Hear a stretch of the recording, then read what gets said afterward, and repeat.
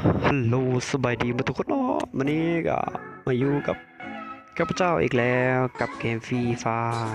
แล้วก็โดดล่มลงมาตอนนี้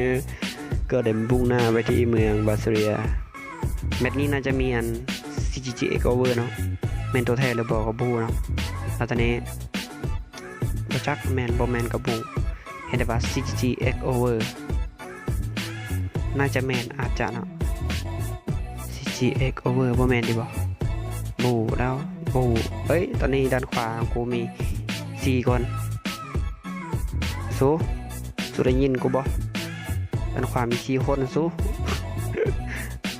คนละเรื่องบ่ได้เปิดไมค์เนาะปิดไมค์เขาซุ่มทีมาซุ่ม4เฮาบ่ได้เก่งปานนั้น4 1 ต่อ 4บ่ได้เก่งปานนั้นก็ว่าเฮาซุ่มแล้วก็เจอ CGX over แล้วเขาอัดเดี๋ยวแล้วเขาเจอ CGX over แล้วก็อัดคลิปเลยเนาะบ่จักเขาสิแม่น CGX over แท้บ่ก็บ่คนอาจบ่ฮู้จักเนาะตอนนี้หมู่เฮามีคนยิงอยู่บนหมู่เฮาเนาะ3คนสู้สิไหวบ่สู้ต้องให้กูไปช่วยบ่สู้เอาล้มอยู่3คนนะปล่อยให้ล้มจะได้บ่สู้หมู่เฮาล้มสู้เฮ้ยหมายเลข2ฟาวแตกได้หมายเลข2หมายเลข2โอ้เดี๋ยวแม่สาวน้อยอยู่กองยังยิงจังไรยืนแตกงายทองพางางอะไรแตก1สวยพี่สวยบ่ทันแล้วเฮ้ยลืมมัวแตกสู้ มัวแตกเลยงายทองเลยสู้อยู่นี่2คนคือบ่ปั๊มเนาะโอ้โหทีมกูโหดเกิน ขนาดหมูเตงก็ยังบ่ซอยอยู่ตัวนี้มีรถคือมาลายเลยสู้วันนี้นะรถคนยิงไผ่ยิงรถไอ้กูนี่เลยยิงรถลงมาบัดนี้แตก1สวยพี่สวยแตกไผ่สั่งไผ่ซ้อนในขี่รถแนวนี้บ่มีบัตรบ่มีใบบ่ห้ำหมู่เฮายังแล่นไปแล่นมาคือว่า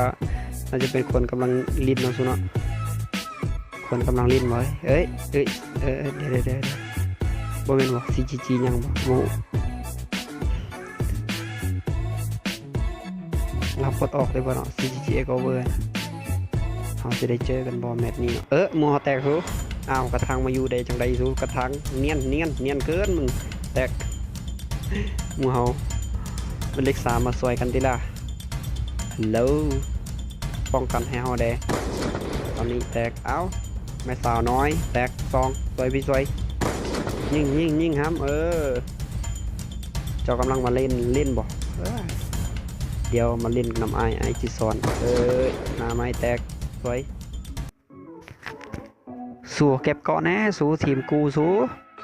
คือบ่มีไผมีเกาะว่ะกาเห็นเกาะลายบ่ลายสู้คือบ่เก็บสู้บูจักเกาะได้บ่นั่น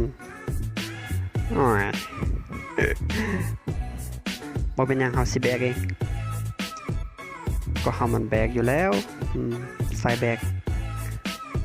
แต่งเดี๋ยวเฮาใส่แต่ SMG เนาะแมตช์นี้สิใส่ SMG สิเป็นไปได้บ่เนาะก็น่าจะชาร์จอย่างเดียวเนาะบ่มียิงไกลเนาะตอนนี้เอาก่อน1ดีบ่ไปอาบก่อนเกาะ2ไผขาไผแล้วสู้บัดนี้นะเหลือ28คนสู้ได้6คิวเนาะหมู่หมายเลข4คือบ่มานำกันวะเป็นจังไดหมายเลข4ผู้หมู่คู่เลยหมายเลข4เอ้ยหมายเลข4หมายเลข4แตกเลยสู้หมายเลข3หาไปซอยหมายเลข4กันแตกเลยซื้อหยังว่าขาหมู่ตะกี้นะซื้อ SO Clan SO บ่เฮ้ยมันซื้อหยังเราแล้วบาดแหน่มันต้องเจอกับกูโทษทานที่มึงฆ่าลูกน้องกูเอาให้แล้วข้างหน้าเห็นแล้วใส่จอบบัดนี้นะจอบนำลังมันตุยลังมันลดเสียว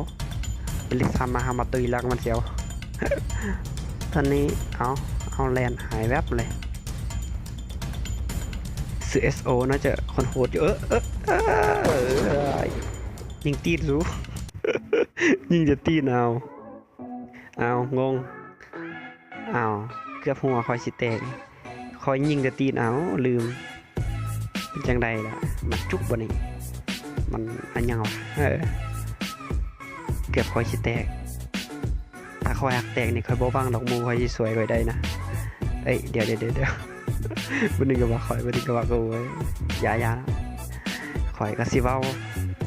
อารมณ์ดีก็ว่าคอยน่ะอารมณ์ที่ว่ามันเดือดเฮาก็ว่ากูไปละเฮาก็ว่ากูไปเลยเอ้ยสึกหน่อยอึ้งเลยหน้าก็มีเจ็บกำลังทำสมาธิไอ้เลิฟบิ๊กฟูดขาผ่านหน้าหมู่เฮายังบ่ฮู้ว่ามีคนยิงก็ยังยืนอยู่เฉยหมู่เฮาบ่เห็นบ่ด้านซ้ายหมู่เฮาด้านซ้ายเจ้าเห็นยังมาเจ้ากำลังมาลิ้นบ่อ้าวบ่ซอยกันจักหน่อยเลยเนาะจังไดชาร์จอย่างเดียวยิงไกลบ่ได้ลูกซองจังไดพึ่งตัวเองฝ่ายหลังหน้าขวามีเอ้ยเกือบหมู่เฮาแลนเขานี่หมู่เฮาเอ้ยเป็นจังไดครับผมมีวอได้เฮาซอยเจ้าบ่ได้เด้เซาวอยังบ่จบแตกซูไอ้มันสิซ้ำหมู่เฮาบ่เฮ้ยเดี๋ยวเอ้ยเฮาไปซอยบ่ได้เลยมวยแตกมวยคันเฮาลบเนี่ยครับบ่วังในหมู่เฮานะหลังว่าแล้วบ่มีตีบ่มีทีมมันบ่แม่นทีมเดียวกันนะบ่ซาๆหน่อยนึงมันบ่มีทีมเดียวกันบ่แม่นทีมเดียวกันมีหลายคนซาๆหน่อยนึงเดี๋ยวมันก็ลายแถววันนี้ซูมันสิคืนมาเลยซูกูยิงไกลบ่ได้ชาร์จอย่างเดียวถ้ามึงเก่งมึงก็มาชาร์จกูเลยแลนมางงไอ้สัตว์งงไอ้สัตว์งงไวโคตรเลยขึ้นมาถึกกับดักระเบิดกูแล้วมึงนะมึงคิดจังไรกูไว้ใจมึงระเบิดกูไว้ใจมึงขึ้นมาแล้วยิงระเบิดกูแล้วสู้มึงกล้าจังไรยิงระเบิดกูซองกูเจ็บสู้มันคือไล่เดี๋ยวสู้บ่ดีนะมันคือไล่เดี๋ยวสู้แตกหนึ่งสวยอยู่ใส่ละมูมึงอยู่ใส่ละมูมึงอยู่ใส่อยู่ล่างมาจังไรมีสาวน้อยแตกไงทองบางงางเลยสู้เกือบไม่ยังเกือบตายไผ่กูเกือบเว้ยโอ้โห2-1พ่อพี่น้องมันขึ้นมาลายแถวบ้านนี้นะเขาจะยิงกันบ่เศร้าเลยสู้เซิร์นพวกมียิงกันเซิร์นพวกมึงยิงกันใจเย็นก่อนเก็บของก่อนเดี๋ยวยิงกันสู้ฆ่ากันสู้ฆ่าให้หมดเลยสู้กูสิได้ทีนึงโดยเฉพาะยิงไปอ้าวเหลือ10 คนสึกโหดเลยสู้ฆ่ากันบ่เศร้าเลยสู้โหดแท้สู้เอ้ยมีคนเอิ้นในดอบเลยมึงสิเอิ้นในดอบเฮ็ดหยังบักหำเอากูบ่น่าได้แค่ปืนสกาประมาทในมึงแตกไปแล้วบ่เหลือบ่แตกก็บ่เหลือมึงบ่แตกก็บ่เหลือไผกูตอนนี้เอาสังหารกันไปฆ่ากันไปสู้ประคำนี่ยิ่งเหมือนบ่เข้ามึงคงบ่หวามมึงเล่นคองบ่หำหันแน่มึงเล่นคองหำมึงลิ้นคองบ่หำลิ้นกองสูงหำเอ้ยเอาแล่นไปแล่นมาสู้เดี๋ยวสังเกตว่ามีจักคนวะเดี๋ยว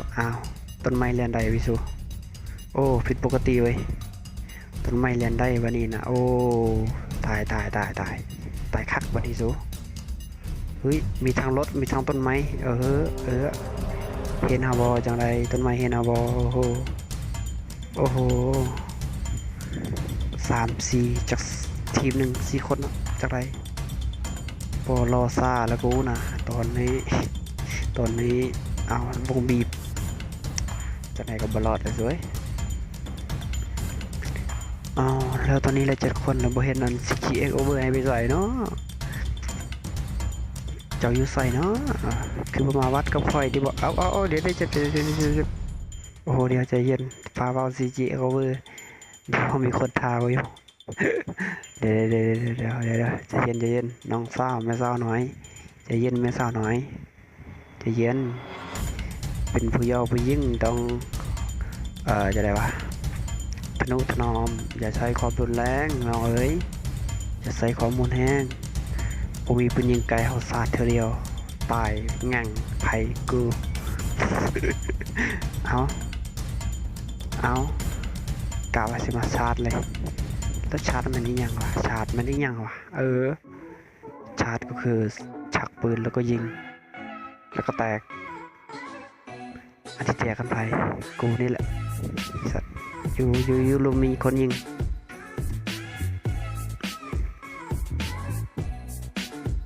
แล้วตอนนี้เขาอยู่ที่ขอบวงแล้วมาขอบวงไว้พี่น้องเบิ่งตะกี้นะไม่สาวน้อยกลายเป็นศพเสยเลยสู้เป็นตาสุดอีตนนีลีเลยเป็นตาอีตนแล้ววงเรือในซัมนีตอนนี้เหลือ7 คนก็ธรรมดาชิวๆ PS เนี่ยยังพอยเข้าบันไดปะมีคนยังกันเขาก็จำโดยคนไปพี่น้องจำโดยคน VSS เงียบเข้าไป PS จักดอก2 ดอกมาดูงงสัตว์งงสัตว์งงสัตว์แตกงง VSS นี่ยิงนิ่มโคตรเลยนิ่มจริงๆปาน Honda เวฟ เกี่ยวยังวะเดี๋ยวไอ้ต้นไม้ตะกี้หนึ่งล้างแค้นสะใจทำไรไอ้ทิ้งเราไปอยู่ตอนนี้สู้ขับรถแล้วนี่ผิดกฎหมายเลยจูเดี๋ยวไฟลาดวะลม2 ตัวโบมีไฟลาดเนาะเดี๋ยวมีคนแลนมาอีกโอ้โหมันคนละทีมกันจูตอนนี้ละ5 คนกระดำยิงเข้าไปแบบบุยุดบุยังตอนนี้ใช้ VS จากตัววะ VS ยิงเดี๋ยวอยู่กัน2 คนแตกใช้ยิงวะเฮ้ยสู้ยิงกันมาเศร้าวะสู้บ้าหาวหรือเปล่าตอนนี้อยู่นามีคน2เดี๋ยวจับขนาดกูหลบแต่ยังยิงได้น้องมึงเนาะบักหาบักคำตลอดเลยมึงสัตว์จะติดเท่พัตตัฟสกบยิงงงสักงงขับรถนี่ไฟสั่งลูกไฟล้านไฟมึงลูกไฟล้านไฟหัวแตกยัดเข้มพัตตาฟักแตกขี่รถแบบโบวีแบบดุญาเนาะหัวแตกไปดิไฟว่าเหลือเลยคนหนึ่งแม่สาวน้อยอยู่ไซน้องสาวเจ้าอยู่ไซน้องสาวเหลือคนเดียวเนาะตอนนี้เหลือ1 แล้วสรุปว่าไม่ได้เจอ CGX ยังวะ CGX over CGX over มันขนาดที่บูจักนะ CGX over แค่ว่าคนลาวนี่คือว่าดังอยู่นะก็ดังถ้าเทียบกับคนลาวนี่ดังคนติดตามเกือบ1M 1M อะไรวะมิลเลียนก็1 ล้านคนถ้าเทียบคนลาวนี่ดังสุดๆแล้วคนลาวยังไม่ดังวันนั้นเนาะแล้วก็เป็นคนอันบูจักเนาะอาจจะอยู่นานมีคนเศร้าหำเศร้าแม่สาวน้อยอะไรออกมาตั้งไอ้บอสเต็ปได้ไว้น้องสาวจังไรระเบิดไม่น้องสาวระเบิดเขามีไล่บ้านเฮาใครระเบิดได้ไม่น้องสาวตำรวจสิบอกไปจับกูใครระเบิดเดี๋ยวมือใส่ปืนยิงวะครับแม่สาวน้อยเป็นผู้หญิงต้องหักษาสงวนตัวหักงอนสงวนตัวอีกยังวะว่าบกของว่าไหนเดี๋ยวยิงมาโลดมาลังแม่สาวน้อยเป็นผู้หญิงคือมักความมันแห้งแต่น้องบรอซ่าวันนี้นะจับปืนมาจังไรจวดสวยพี่น้องแตกทีหนึ่งโอ้โหสวยสวยแล้วตอนนี้สรุปว่าไปได้เจอ CGX over บ่เนาะเราออกดีบ่ก็น่าจะหมดเลยสำนีเนาะเดี๋ยว สำหรับที่นี้ก็น่าจะหมดไปคำนี้เนาะถ้ามักก็ไปเล่นติดตามเพจเด้อพ่อพี่น้องเด้อกดติดตามเพจ